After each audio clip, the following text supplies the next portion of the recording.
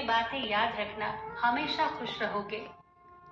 जिसने सीख लिया कि कब, कहाँ और कैसे बोलना है, उसे जीवन में कामयाब होने से कोई नहीं रोक सकता। प्रशंसा चाहे जितनी भी कर लो, पर अपमान सोच समझ कर ही करना, क्योंकि अपमान वो मूल है जो अवसर मिलने पर ब्याज समेत वापस मिलता है। अपने अतीत को लेकर शांत रहो, जो हो गया सो हो गया। ऐसा कुछ न करो कि वर्तमान खराब हो। अपनी जिंदगी का फैसला खुद लेना सीखो, सही चुनाव करना, सही निर्णय लेना सीखो। ये कला आपको जरूर आनी चाहिए। कभी अपनी कमजोरी और धन में हुए नुकसान के बारे में किसी को न बताओ। कभी किसी से नफरत न करो। सादा जीवन जियो, दिखावा न करो। चाहे जितनी भी बुरी परिस्थिति क्यों न हो, हमेशा मुस्कुराते रहो। किसी के घर जाओ तो अपनी आंखों को काबू में रखो, ताकि उसकी कमियां न दिखे।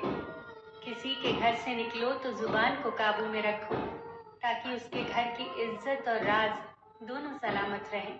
कौन क्या कर रहा है, कैसे कर रहा है और क्यों कर रहा है, इन सब से आप जितना दूर रहोगे उतना ही खुश रहोगे।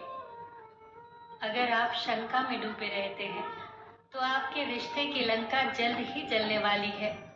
सदैव संदेह करने वाले व्यक्ति के लिए प्रसन्नता न तो इस लोक में है न ही कहीं और, जुबान ही करवाती है। उनकी परवाह मत करो जिनका विश्वास वक्त के साथ बदल जाए।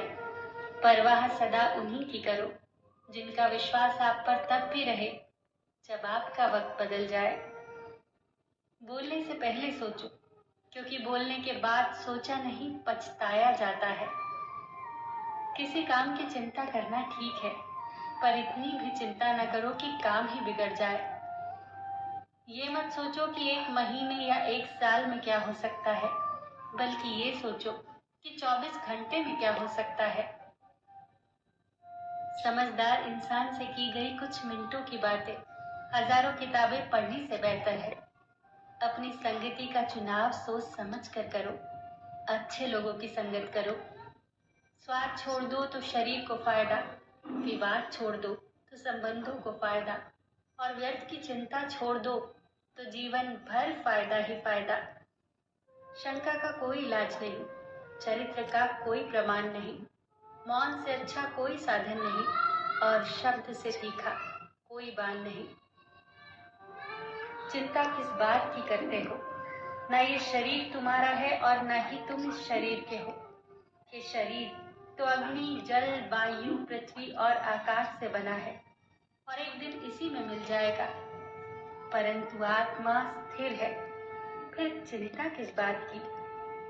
अपने जीवन के निर्माता खुद बनिए, अपनी खुशियों के निर्माता खुद बनिए, अपनी शांति के निर्माता खुद बनिए। अपनी खुशियों का रिमोट कंट्रोल कभी किसी के हाथ में मत दीजिए।